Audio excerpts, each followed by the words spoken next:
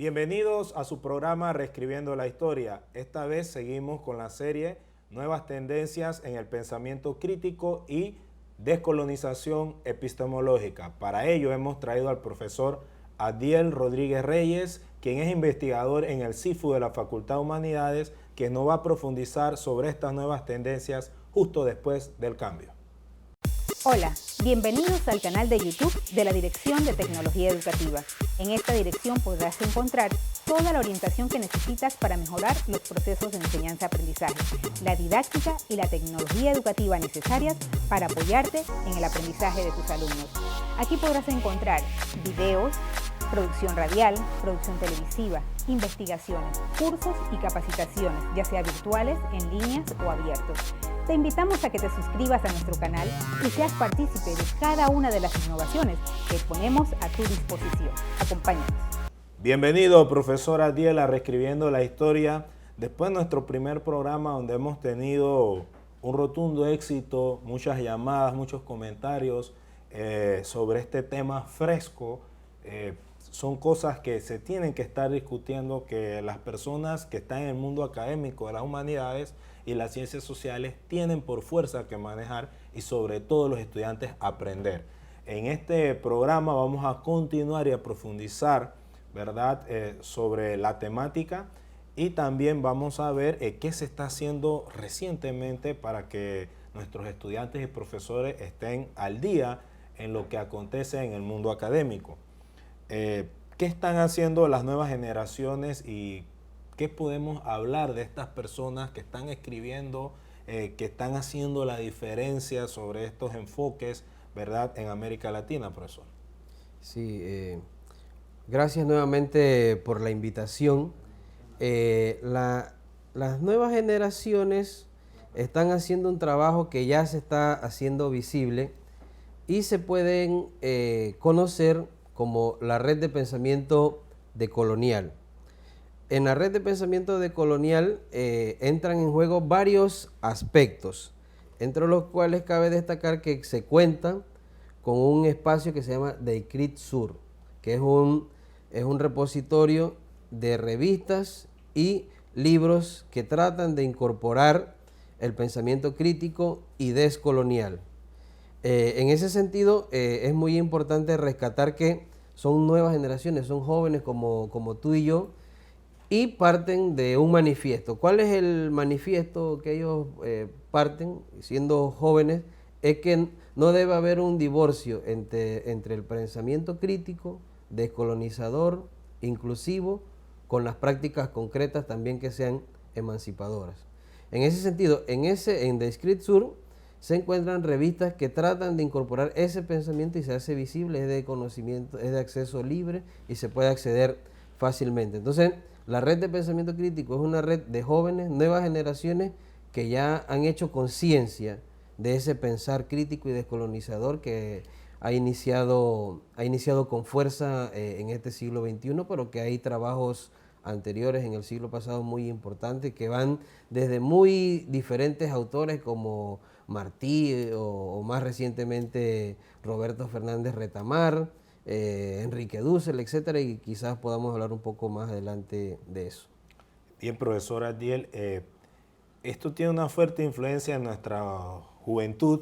¿Por qué? Porque pensar desde nosotros mismos, desde nuestro ser y qué nos representa para tener una visión del mundo, una cosmovisión del mundo, ¿verdad?, propia desde nosotros mismos, es muy importante. Y yo siento que esto va a crear una fuerte tendencia y ha creado también un impacto desde la CRES 2018. Se recuerda esa conferencia inaugural de Buenaventura Sousa dos Santos, de las epistemologías del sur. Yo siento que esto ha enfocado también la descolonización en el entorno educativo, y las universidades están dando los primeros pasos, unas más, otras menos, hacia esa pluri o multiversidad que tanto se habla del siglo XXI, porque el pensamiento no debe ser estático y no debemos divorciar, considero yo, los diferentes movimientos, sino que deben enriquecernos a los profesores, a los estudiantes,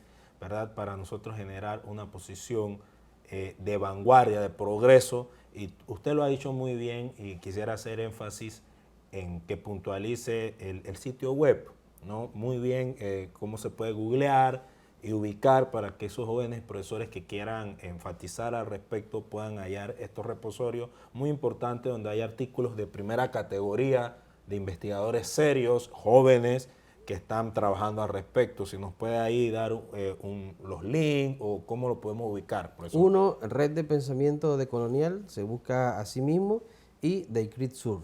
Se busca a sí mismo y van a aparecer una amplia gama de escritos que tratan de incorporar esta perspectiva. Y lo importante, siguiendo la pregunta, es que me decía de las nuevas generaciones, y es precisamente jóvenes que están llevando adelante este proyecto, editando revistas, y que estas revistas sean algo que el mercantilismo académico también solicita, que es lo que estén indexadas y este tipo de elementos que a veces no enriquecen mucho, pero que hay que cumplir. Entonces, las revistas que están allí también cumplen con esos requisitos de indexación. Muy importante porque a nivel universitario siempre está para algunos obstáculos, para otros requisitos, ¿no? Que si está indexado, que si no, pero muy importante. También queríamos abordar, ¿verdad?, lo de la editorial. Conversando previamente con usted, usted me decía la serie Postcolonial, la editorial ACAL. Entonces, ¿qué trascendente o qué de nuevo tienen estas editoriales que han hecho la diferencia? Pues, y que incluso tienen muchos libros que son éxitos y muy leídos por la intelectualidad en América Latina y el mundo. Sí. Bueno, la editorial ACAL es muy importante, y en particular la serie Postcolonial que dirige Ramón Grosfogel. Allí, bueno, está una amplia cantidad de libros que tratan de implementar la cuestión decolonial y postcolonial. En ese sentido podríamos nombrar uno de José Guadalupe Gandarilla, que dicho sea de paso lo tuvimos este año en un seminario sobre las nuevas ciencias sociales y humanidades aquí en la Universidad de Panamá. Creo que en la escuela de verano. Sí.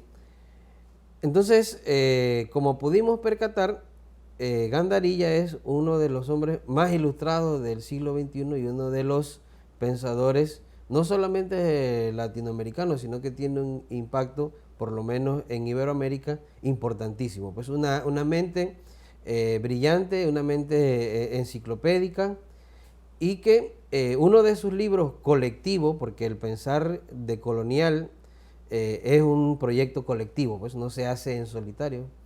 Y allí salió un libro publicado que se titula Críticas al margen. Y ese libro trata de hacer una nueva cartografía para rediscutir la modernidad. Increíble. Entonces, en ese texto podemos ver aspectos teóricos. ¿En qué sentido?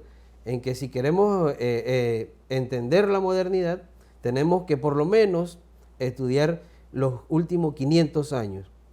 Para algunas propuestas que no tratan de discutir la modernidad, sí, de esa forma lo hacen desde otro ámbito, y entonces empiezan a estudiarlo a partir de la Revolución Industrial. Eso le quita casi el 50% de ese periodo histórico. Entonces, cuando los decoloniales discuten la modernidad, están pensando por lo menos en 500 años de historia, en 500 años de resistencia, en 500 años de encubrimiento, pues. Entonces, ese texto es fundamental, de José Gandarilla, uno de los pensadores de una generación intermedia, también, discípulo de Enrique Dussel. Realizó su tesis doctoral con Enrique Dussel, con otro texto, ese salió en Antropos, en España, con el título Asedios a la Totalidad. Entonces, esos títulos ya te van mostrando cuáles son los caminos de investigación, cuáles son los programas de investigación. Y la tesis de él, podríamos sintetizarla como que lo que plantea es que los nuevos investigadores tienen que hacer un relevo de sentido. Un relevo de sentido de la teoría crítica, pues la teoría crítica que todos conocemos de la Escuela de Frankfurt, pues. Bien, el relevo de sentido también implica comenzar a abandonar el individualismo en la investigación y pasar a hacer trabajos colectivos trans e interdisciplinarios, diríamos nosotros, que para abordar en su totalidad, porque imagínate, tú has dicho que hacer historia de los últimos 500 años para entender la modernidad en lo que se vive actualmente indica todas las herramientas posibles en el área de la investigación. Y eso es muy importante decirlo porque aunque suene trillado, muchas veces no se hace.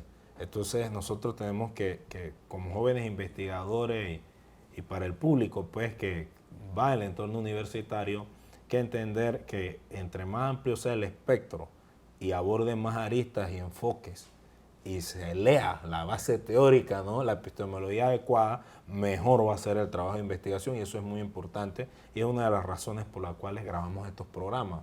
Profesor, y lo traemos acá para que usted, que ha tenido contacto con todos estos maestros, ¿verdad?, nos oriente al respecto y quede plasmado en el vídeo.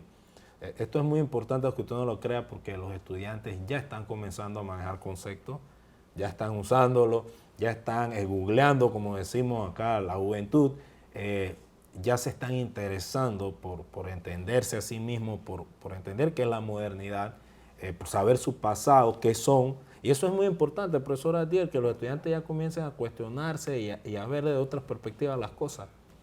Sí, yo creo que bueno, iniciamos un poco con la cuestión de lo interdisciplinario y transdisciplinario. Yo creo que los jóvenes, los nuevos profesores, tienen que ir hacia lo transdisciplinario, a pesar de que la universidad se asienta sobre bases totalmente disciplinarias, pues, es decir, cada quien en su distinto departamento, es decir, cada cura en su parroquia. Pero bueno, aquí mismo en Panamá tenemos ejemplos de trabajos interdisciplinarios. Por ejemplo, para citarlo rápidamente, por ejemplo, Richard Cook, que habla de historia profunda, en la cual para analizar lo que había antes aquí en la subregión ismeña, bueno, él aplica la lingüística, aplica la antropología y aplica la genética. Es decir, 3 disciplinas distintas para dar razón de lo que había aquí, de lo que acontecía aquí antes de la llegada de los españoles. Es decir, que ese es, diríamos que el camino a seguir, ser realmente inter y transdisciplinario y estar ya abandonando ese dogma de cada quien en su disciplina. Y eso amerita, bueno, de que trabajemos colectivamente. Y colectivamente también implica, bueno, incorporar a los estudiantes, discutir con los estudiantes y incorporarlos en la medida de lo posible al trabajo que uno realiza. Pues ya los jóvenes no tienen que estar en esa actitud pasiva, pues, sino que tienen que tener una actitud activa de discusión, de diálogo, y así yo creo que es una comunidad educativa, académica Viva. más enriquecedora. Pues. Sentirse viva, ¿no?, que la universidad ruja. Profesor, ¿algún otro autor que encaje dentro de este marco teórico que podamos mencionar acá y reseñar para el público que nos ve y nos escucha? Sí, creo que otro pensador también de esa generación intermedia es, aparte de Gandarilla, podemos mencionar a Juan José Bautista. Ambos estudiaron con Dussel, ambos ya tienen una trayectoria muy importante, de mucho reconocimiento.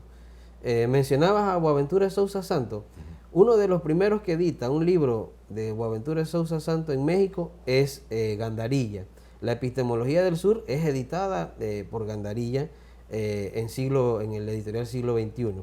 Bien, pero volviendo a Juan José Bautista, él escribe un libro importantísimo que se titula ¿Qué significa pensar desde América Latina? Ese libro lo publica en el 2014.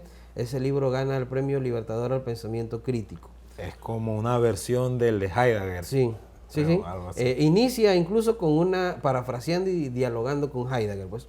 Entonces, el último epígrafe, para entrar en contenido y no solamente quedar con el título, el último epígrafe es de suma relevancia y nos explica una forma en cómo pensar decolonialmente. Hay distintas vías, pero Juan José nos plantea lo que él llama una racionalidad de la reproducción de la vida. Y voy a poner un ejemplo concreto para poder digerirlo. Él dice que la colonización incluso se hizo en la forma como nos alimentamos. Él llama eso el sistema de alimentos. el sistema capitalista moderno, eurocéntrico, se ha adueñado del sistema de alimentos, del agua, de las semillas, por ejemplo, Monsanto. Entonces, hay que tener en cuenta eso, que cuando uno come, dice Juan José Bautista, uno también se está comiendo la intencionalidad con la que ese alimento fue producido. Y por lo tanto también se está comiendo una forma de racionalidad moderna. Ahora bien, ¿qué es lo que hay que discutir? Hay que hacer evidente eso, pues. Hay que hacer evidente que la comida se ha convertido en una mercancía y nos estamos alimentando con mercancías. Por ejemplo, profesor Adiel, cómo nuestros jóvenes prefieren una comida rápida de alguno de estos restaurantes a una tortilla o con una comida tradicional y autóctona, ¿no? La preferencia, ¿no? Yo quiero una comida rápida, una hamburguesa, por decir algo. Y entonces hay, bueno, elementos cancerígenos que atentan contra la salud. Pero lo que plantea Juan José Bautista es, bueno, que hay que tener en cuenta que cuando uno está comiéndose una comida que ha sido intencionalmente producida como una mercancía, uno también está comiéndose esa racionalidad moderna que te hace a sí mismo. Entonces, por lo tanto, eso determina de alguna u otra forma la forma en cómo tú piensas. Entonces, hay otras alternativas. La agroecología, es decir, comer alimentos más sanos, comer alimentos producidos por nuestro propio pueblo, sin elementos cancerígenos, etcétera. Qué interesante esto, profesor Adiel, cómo podemos ver esto desde el punto de vista alimentario. Excelente, para que ustedes vean la amplia gama que están trabajando estos intelectuales, ¿verdad? Dándonos opciones para nosotros repensarnos, ¿no? Y tener una actitud un poco más crítica y también propositiva. Por ejemplo, yo diría que hay que volver a no abandonar lo que ya está, sino validar un poco lo nuestro también, comer más sano, y eso también en la medida va a ayudar a pensar más sano, de otra forma. Creo que eso es lo que entendí, ¿no? Porque bueno, eso está incluso hasta en los clásicos, está que comer sano te da una mejor digestión, etcétera.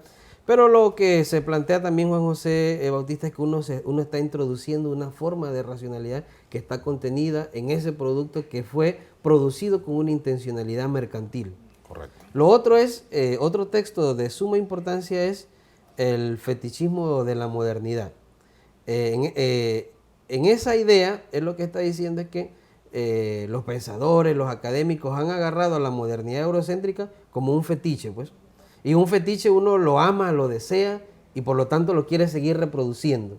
Entonces, los académicos en Panamá y en todo el mundo ven la racionalidad moderna como un fetiche, pues, como hay que ser como Europa, hay que ser como Estados Unidos, hay que reproducir lo que ellos hacen en el ámbito académico. Entonces, eso es precisamente lo que critica Juan José y nos alerta, pues. Bien, profesor, con esto, en este amplio resumen, pues, del pensamiento actual de los autores de esta línea, damos por cerrado este primer bloque, entramos al debate de ideas y a ver al máximo exponente de la decolonialidad después del cambio.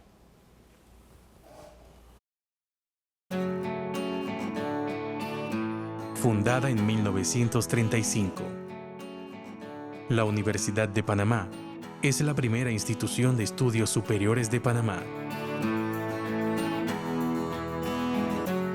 Con 169 carreras de grado, 131 posgrados, 19 facultades, 10 centros regionales, 4 extensiones docentes y 26 programas anexos, de los cuales 10 están en nuestras comarcas. Estamos presentes a nivel nacional y en los centros penitenciarios del país. Nuestra misión es formar profesionales competentes, íntegros, humanistas, innovadores, con conciencia crítica e identidad nacional, comprometidos en la sostenibilidad ambiental, que contribuyan al desarrollo de una sociedad incluyente y progresista, fundamentados en los más altos estándares de calidad.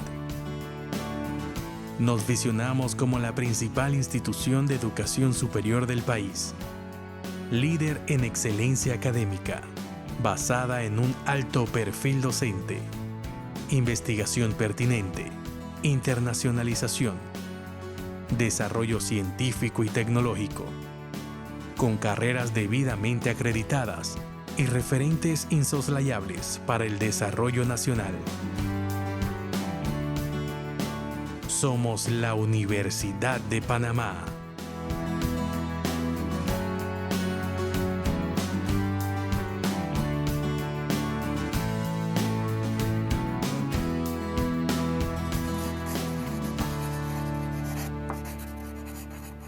Bien, llegamos, profesor Adiel, al plato fuerte y nos acordamos del gran amigo y pensador más importante latinoamericano en la actualidad, Enrique Dussel. ¿Qué está haciendo actualmente este señor, profesor? Sí, bueno, recientemente lo acaban de nombrar miembro de la Academia de Artes y Ciencias de los Estados Unidos, y eso, por lo tanto, es un reconocimiento a la labor filosófica de él, siendo el primer filósofo latinoamericano que ingresa a esta academia prestigiosa. Bueno, él señala que cómo aceptar un reconocimiento de una institución eurocéntrica, pero él lo ve como un reconocimiento a un esfuerzo colectivo, pues, un esfuerzo colectivo que ya han realizado muchas generaciones de personas que se han graduado con él, muchas personas con las que él mantuvo un diálogo crítico, sus maestros. La filosofía de la liberación, que es la propuesta de él, dentro de la filosofía de la liberación hay varias corrientes, es decir, no es que exista solamente una filosofía de la liberación, sino que existen varias filosofías de la liberación. Entre ellas, bueno, el planteamiento de él, y por otro lado podríamos mencionar la propuesta de filosofía de la liberación que hacen autores muy reconocidos como Arturo Andrés Roig y Horacio Ceruti, pues, que son una crítica a la filosofía, son críticas a la propuesta de Enrique Dussel. Entonces, ¿qué está haciendo Dussel ahora? Dussel ha hecho un recorrido, ya es un pensador de más de 80 años, ya las fuerzas no son las mismas de antes, ya tiene una amplia producción que va desde historia de la Iglesia en América Latina, muy importante y muy respetado, incluso al punto de que historiadores muy respetables como Leslie Bethel reconocen que Enrique Dussel es una autoridad en la historia de la Iglesia en América Latina. Luego tiene su trabajo de filosofía de la liberación, luego hace un trabajo muy importante en la ética, escribe una primera parte de su ética bajo el título Para una ética de la liberación. Nuevamente retoma eso en una ética de la liberación en la edad de la globalización y la exclusión. En ese intermedio, en la década de los 80, investiga a Marx, escribe 5 tomos sobre Marx, y en uno de esos tomos, en uno que se titula Las metáforas teológicas de Marx, lanza uno de los conceptos que se vuelve el péndulo de mucha parte de la decolonialidad, que es el concepto de transmodernidad. Bueno, está el concepto de modernidad, de posmodernidad. Entonces Dussel plantea que lo que se necesita es un nuevo horizonte de vida. A ese nuevo horizonte de vida entonces le llama transmodernidad. Bien, ¿qué incidencia tiene eso? Ahora, a final de año, se va a celebrar el Congreso de ALAS, que es la Asociación Latinoamericana de Sociología. Ese congreso tiene como título Nuevos Horizontes de Vida, y tiene como invitados a muchos decoloniales, entre los que recuerdo ahora así de memoria, a Enrique Dussel, a Walter Mignolo, y también a una pensadora feminista muy interesante que es Rita Segato. Entonces, ¿en qué se encuentra Dussel realizando lo último? Podríamos decir que es el esperado tercer tomo de la política de la liberación. Pero ya no será un libro escrito solamente por él, sino que será un libro colectivo con sus colaboradores y con sus discípulos más cercanos. Bien, allí ¿qué podemos esperar? La política de la liberación son van a ser 3 tomos. El primero trata, y creo que eso es de mucho interés para los profesores de historia, una historia mundial y crítica. Es decir, una nueva historia que rompa con lo que él llama el helenocentrismo. Es decir, somos muy helénicos y todo inicia con Grecia, etc. Y segundo, el romper, y eso también ya habría que hablar un poco de Samir Amin, con el eurocentrismo. Porque para Samir Amin, y creo que Dussel también lo concibe así, el eurocentrismo es una ideología, pues, y una ideología que se reproduce. Entonces, el segundo tomo de esta política, bueno, es la arquitectónica, eso es la parte conceptual. Y en la tercera parte de la política de la liberación, bueno, uno ya ve la parte más concreta, en los cuales hay 3 momentos. Y yo creo que esa es la actitud que debe adquirir el investigador, el pensador crítico, el pensador decolonial, que está comprometido con la realidad, con el contexto. ¿Cuáles son esos 3 momentos? Hay que ser crítico, hay que ser creativo y hay que ser fáctico. Bien, somos críticos criticando, pero no criticando en el sentido común, sino criticando científicamente, analizando, revisando la historia, verificando, contrastando. Somos creativos y aquí necesitamos ya, bueno, de las capacidades heurísticas de investigación, de no estar reproduciendo y haciendo investigaciones anacrónicas, sino que estar poniendo un ímpetu, una voluntad creativa. Y en tercer aspecto hay que ser fáctico, es decir, que eso que hemos criticado, que eso que hemos creado, tenga asidero en la realidad fácticamente, pues. Y son esos 3 momentos que me parecen muy importantes y que se van a ver reflejados en este tercer momento de la política que Dussel concibe como su gran proyecto y como su gran aporte al pensamiento crítico y descolonial. ¿Podría ser como su obra cierre? Bueno, los grandes pensadores siempre están haciendo algo nuevo, pero bueno, yo creo que ese sería por lo menos un ciclo importante de su trabajo, ¿ves? Porque inicia con una ética, como los grandes clásicos, y termina ese ciclo con una política. De tal forma que si uno quiere pensar la política, primero tiene que tener principios éticos, pues. Eso lo vemos aquí a diario, pues, que tenemos una política del sentido común sin principios éticos, pues. Entonces las grandes políticas siempre se conciben con una ética que esté de soporte, pues, y esa ética son los principios éticos. Y así lo concibió Dussel, así lo podemos leer en Aristóteles también. Entonces, ese aspecto de la política es un ciclo importante de Dussel. También está escribiendo ahora, terminando o debe estar en imprenta una estética descolonial, porque también hay que descolonizar la estética, pues. Hay que descolonizar los alimentos, ya hablamos un poco de los alimentos, hay que descolonizar la estética. Bien, además de la política y la estética, profesora Adiel, ¿qué ha permeado todos estos estudios y formas nuevas que ha desarrollado Dussel no solo en América Latina, sino en el mundo? Sí, bueno, la estética es romper ese helenocentrismo, pues tenemos una concepción helénica de la belleza, con la escultura clásica. Bueno, la estética es romper con eso. El pensamiento de Dussel ha tenido, diríamos que, una amplia influencia, no solamente en América Latina y en el continente americano, sino también en Europa. Podemos mencionar 2 pensadoras importantes, Aurea Utelja, francesa, y la otra es Shirin Abdel Sibai.